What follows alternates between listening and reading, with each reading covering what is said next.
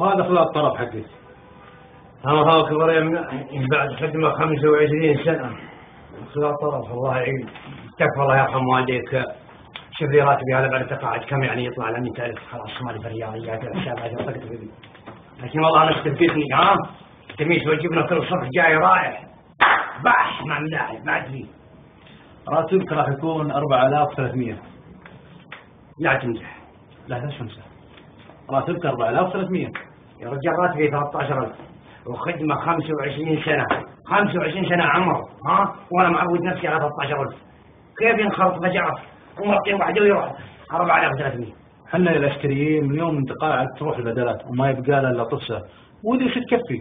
تكفى يا ابو عبد الله. انا عند الله كم عندك الحين اذا قاعدوني واعطوني 4300 وانا رجال علي اقتصاد حوالي 5500 يعني ما عندي راتب بطلع مديون. والله انا جاي ماسكني قاعدين قد حمار وماخذني السجن. هذا نظام يا مناحي ما بيدنا حيله.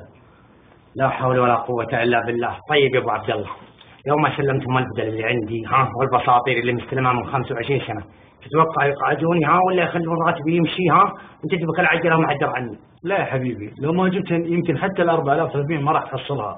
طيب انا بسألك سؤال يا ابو عبد الله. ليش الموظف المدني هذا اللي جالس تحت التكييف طال عمرك وما عنده الا ينظف ضفير يكلم تليفون يقرا جرايد اذا تقعد ما يخصم الراتب الا 300 ولا 400 ريال. وحنا العسكر اللي في الحر وفي البرد ذابحة ام الشموس نص عمره قضيته في الشوارع في المرور اخره طال عمرك ينزل راتبي ويتقعد معي كله. وصلت المسؤول يا اخوي ترى والله خدمنا البلد والله العظيم من عند انتماء وحب للبلد هذا ما هو عند احد. انا خادم من 25 سنه واخر شيء يوم تقعد يجيني 4000 ما راح تسوي لي في ذمتك في ذمتك وثلاث من السنه شريت الجوال ولا شريت شريحه شوال.